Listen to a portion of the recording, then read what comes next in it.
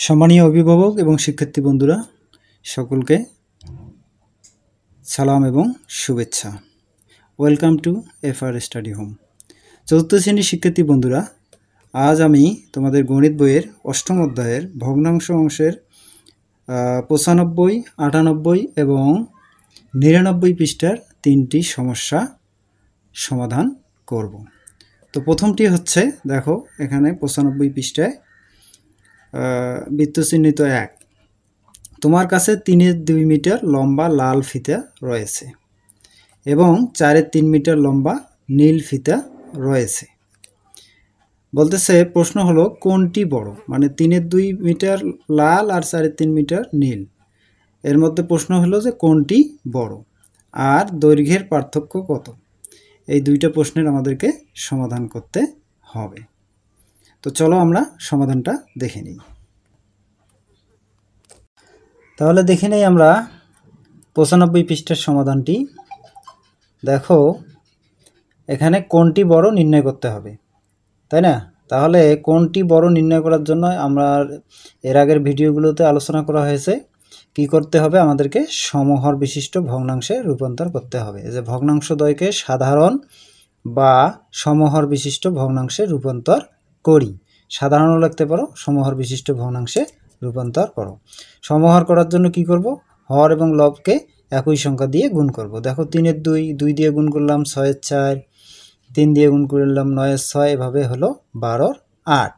আবার দেখো কত হলো, 4/3কে 2 দিয়ে গুণ করলে হবে 8/6, 3 দিয়ে 12/9, এখানে হলো 16/12। কিন্তু সমহর আমরা কোথায় পেলাম, দেখো এই যে এখানে ছিল হর 12, এখানেও হর 12, এখানে এসে আমরা সমহর পেয়ে গেলাম। তারপরে আমরা কি লিখবো, এখানে দেখো 12/8, এই যে 12/8 আর 12/9, তাহলে হর সমান হলে যেটার লব ছোট সেই ভগ্নাংশটা ছোট, তাহলে 12/8টা ছোট, তাহলে আমরা কি দিলাম, ছোট চিহ্ন দিলাম।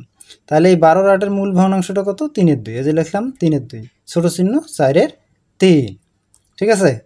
তাহলে এখন তুমি লিখতে পারো, সুতরাং লাল ফিতা 4/3টা হলো বড়। যদি ছোট চাইতো তাহলে 3/2 লিখতা। আচ্ছা, এবার কি বের করতে হবে, দৈর্ঘ্যের পার্থক্য। তাহলে দৈর্ঘ্যের পার্থক্য দেখো, এখানে ছোটোটার থেকে তো আর বড়টা বিয়োগ করা যাবে না, এজন্য আমরা বড়টা লিখলাম। 4/3 বিয়োগ হলো 3/2, এখানে কি মিটার, তাই না? মিটারটা সংক্ষেপে লিখলাম।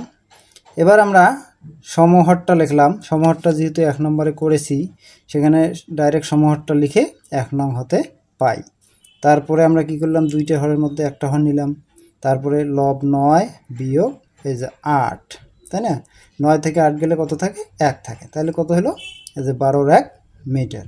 অতএব পার্থক্য হলো 12/1 মিটার, ঠিক আছে। এবার দেখো 98 পৃষ্ঠার বৃত্ত চিহ্নিত 1, ক বোতলে 2-1 লিটার এবং খ বোতলে 3-1 লিটার পানি রয়েছে। বোতল দুইটিতে মোট কত লিটার পানি রয়েছে? তো যেহেতু মোট কতটা আছে, তার মানে ক বোতল এবং খ বোতলের এই 2-1 এবং 3-1 যোগ করতে হবে। তাহলে দেখো, চলো বন্ধুরা, আমরা কিভাবে সুন্দর কথা ব্যবহার করে আমরা অঙ্কটি সমাধান করতে পারি দেখে নিই। আমরা 98 পৃষ্ঠার সমাধানটা দেখে নিই। দেখো তাহলে আমরা কি করব, বোতল দুইটিতে মোট পানি রয়েছে।